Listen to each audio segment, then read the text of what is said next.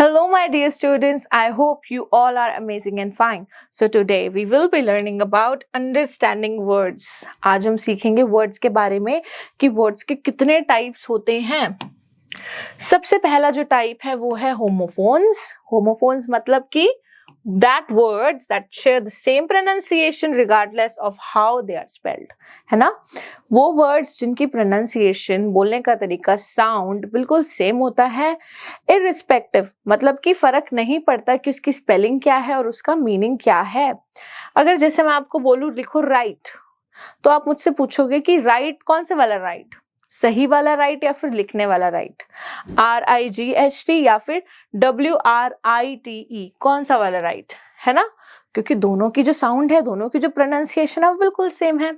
Night night, blue blue, विच site site. तो कितने सारे वर्ड्स हैं जिनका जो साउंड है वो तो बिल्कुल सेम है, लेकिन मीनिंग और स्पेलिंग बिल्कुल अलग अलग है. नेक्स्ट टाइप आता है आपका सिनोनिम्स. सिनोनिम्स का मतलब होता है जिसमें जो मीनिंग होता है ना वो सेम होता है. जैसे कि मैंने बोला आस्क, आस्क मतलब पूछना, लेकिन अगर मैंने बोला ना इंक्वायर, तो इंक्वायर का मतलब भी होता है पूछना. बिगिन मतलब किसी चीज को शुरू करना, और स्टार्ट का मतलब भी होता है किसी चीज को शुरू करना. तो यहाँ पर जो मीनिंग होता है ना सिनोनिम्स में वो हमेशा सेम होता है. तो वैसे याद रख लेना, S for synonym, S for same meaning. ठीक है, इस तरीके से आप S से आपको ये याद रखना है. Moving to the next section, that is antonyms. Antonyms होते हैं जिसमें word के जो meanings होंगे ना वो बिल्कुल उल्टे हो जाएंगे. A for antonyms, और ऐसे ही अ से याद रखना, antonym, opposite. ठीक है, तो opposite, ये मैं आपको शॉर्ट ट्रिक बता रही हूँ. इस शॉर्ट ट्रिक की हेल्प से आप याद रख सकते हैं. ऑलवेज, ऑलवेज का मतलब हमेशा. नेवर, नेवर का मतलब कभी नहीं. आस्क, आस्क मतलब पूछना. टेल, टेल मतलब बताना. डिफिकल्ट, डिफिकल्ट मतलब मुश्किल. इजी, इजी मतलब आसान. सो आप किस तरीके से देख रहे हैं कि यहाँ पर जो मीनिंग्स हैं वो बिल्कुल उल्टे हैं एक दूसरे के. अगर अब हम बात करें ना कंपाउंड वर्ड्स की, ये आपका फोर्थ टाइप है. कंपाउंड वर्ड्स में जब हम दो अलग अलग वर्ड को मिलाकर एक अलग और एक नया वर्ड बनाते हैं जिसका मीनिंग भी अलग होता है, उसको बोलेंगे कंपाउंड वर्ड्स. जैसे कि हैंड मतलब हाथ, बैग मतलब जो आप बैग कैरी करते हैं, लेकिन हैंड बैग अलग हो गया जो हाथ में पकड़ने वाला बैग होता है. बैग मतलब कोई भी बैग हो सकता है, आपका स्कूल बैग. लेकिन अगर मैं हैंड बैग की बात करूं तो आपको पता है कि मैं किसी पर्स की या किसी स्मॉल बैग की बात कर रही हूँ. बटर, खाने वाला बटर, मक्खन. फ्लाई, फ्लाई मतलब एक एक्शन, उड़ना. लेकिन अगर मैं इन दोनों वर्ड्स को मिला दूं तो मेरे पास एक इंसेक्ट का नेम आ जाता है, दैट इज बटरफ्लाई, तितली. रेन मतलब बारिश, और बो, बो मतलब होता है यहाँ पर हम जो बो पहनते हैं ना आपके वेस्टर्न ड्रेस में, यहाँ पर आप उसको इस तरीके से बो पहनते हो कोट के ऊपर, सूट के ऊपर. सो जब मैं इन दोनों को मिलाऊंगी तो that would be my rainbow. Rainbow मतलब आपका इंद्रधनुष जो स्काई में निकलता है बहुत ही ब्यूटीफुल रेन होने के बाद. ठीक है. हॉट मतलब गरम. Dog, animal. लेकिन अगर मैं इन दोनों को मिलाऊं ना तो मेरे पास एक वर्ड बनेगा हॉट डॉग, जो कि एक डिश है जिसको हम खाते हैं.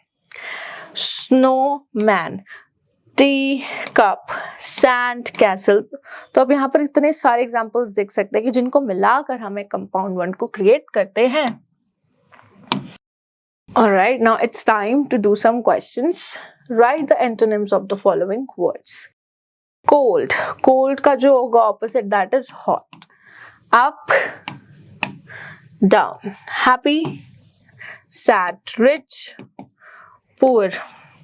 Fat, thin. Old, new. Tall, short. Fast, slow. Big, small. High, low. ठीक है, तो आप यहाँ पर एग्जांपल्स देख सकते हैं कि किस तरीके से मैंने इनके आंसर्स को लिखा ऑपोजिट वर्ड्स में, antonyms. Read and underline the words that are synonyms. अब आपको सिनोनिम्स वर्ड को पहचानना है. The moon was bright and the stars were dazzling with light. आपको पता है जो dazzling होता है, dazzling का मतलब भी चमकना होता है और bright मतलब भी चमकना. The old car gave a noisy and loud hoot. ठीक है, तो आपको पता है कि noisy मतलब भी शोर मचाना होता है और hoot मतलब भी क्या होता है, शोर मचाना. The cat had a dirty coat and filthy paws. Dirty मतलब भी मिट्टी से भरा हुआ और filthy मतलब भी मिट्टी से भरा हुआ. It was a gloomy day with a dark sky.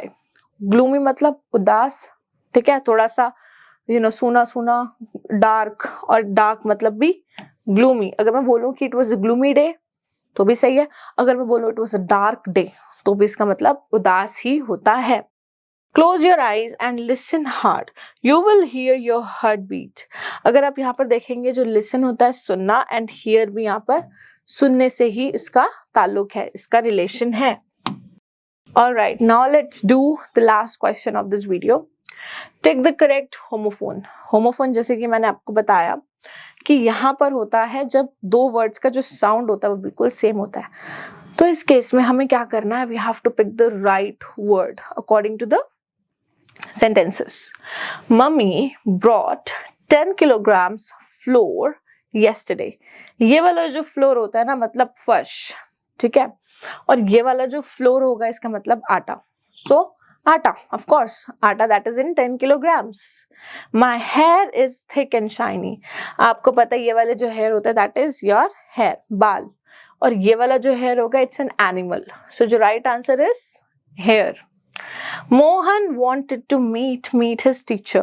इस केस में अगर आप देखेंगे meet मतलब मिलना और ये वाला meat जो हम खाते हैं non veg. So the right answer is meat, meat मतलब मिलना. The lion bit the tail of the mouse. ये वाली tail और ये वाली tail.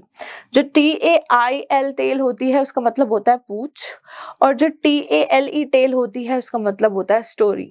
So जो lion है, माउस के पास क्या है? माउस के पास कहानी है या फिर माउस के पास एक पूंछ है?